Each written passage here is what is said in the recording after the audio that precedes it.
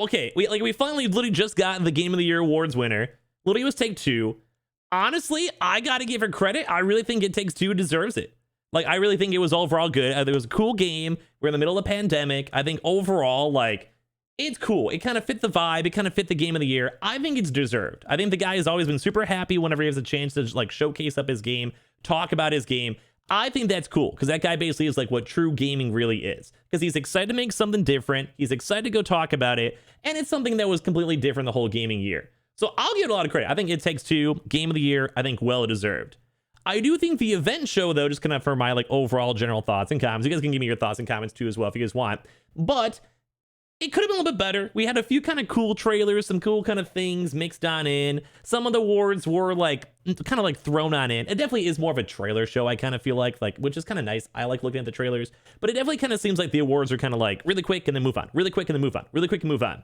But at the same time, this year kind of didn't really have that many good games and that many like good experiences, I guess, throughout the year. We had a lot of delays. We had a lot of games that were mediocre, a lot of games that were launching even buggy. Even all the big triple three had a lot of issues on launch and drama and everything mixed on in, like even Halo, Call of Duty, Battlefield, etc.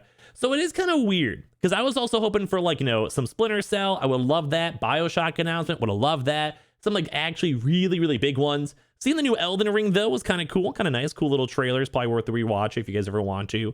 And everything else seemed kind of nifty. Like, I don't mind it. It really was kind of a mediocre year, though, for when it comes to gaming, and a really kind of mediocre kind of everything. I don't know. It's kind of weird. I do like seeing like the true proper game people, game devs actually go make cool games and enjoy games like that.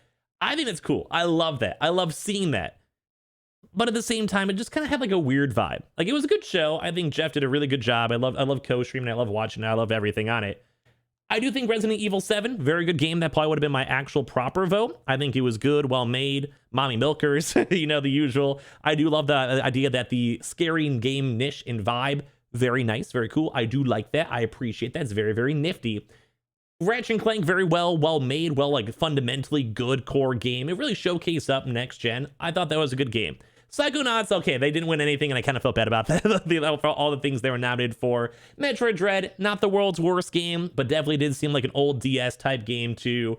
And it really does kind of seem like, at the end of the day, It Takes Two was like the one really big, unique twist of gaming that was really cool. Like I said, for the pandemic, it's like, you can sit down with your family, your wife, your kids, or whatever, and actually have a cool split-screen experience. And I'm actually someone who really likes games.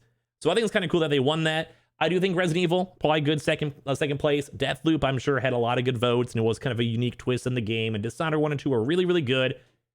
But at the end of the day, you gotta go do what you gotta do. And I do think a lot of the trailers, we did at least have some cool ones. It was kind of cool seeing some of the Star Wars games, seeing some Doki V a little bit again. Like, I'm not sure there's anything super crazy, but there was enough, like, to kind of keep me attentive. But there wasn't any crazy game besides, like, maybe the Elden Ring trailer. So overall, I'd probably give the event maybe like a 7 out of 10, 7, 8, 7.5, 8 out of 10, depending on how you're kind of vibing. Music was kind of cool. Yeah, something like Nightingale was actually pretty cool as well. I liked it. Like, I thought it was cool. There's like a few like little mixture of intriguing things mixed on in. Saints Row, I'm kind of hyped up for. We had a few games for later on throughout the years. It wasn't the best, wasn't the worst, but I do think It Takes Two actually probably was the game of the year, at least in my opinion. So if you guys want to give me your thoughts and comments, feel free to. And overall, I kind of enjoyed the show. It's always kind of cool in general. Always kind of nice to see cool games. Always kind of cool to see like a lot of gaming people come together. And always kind of cool to see Jeff Knightley go make like $5 million because he put so many ads mixed on in with that.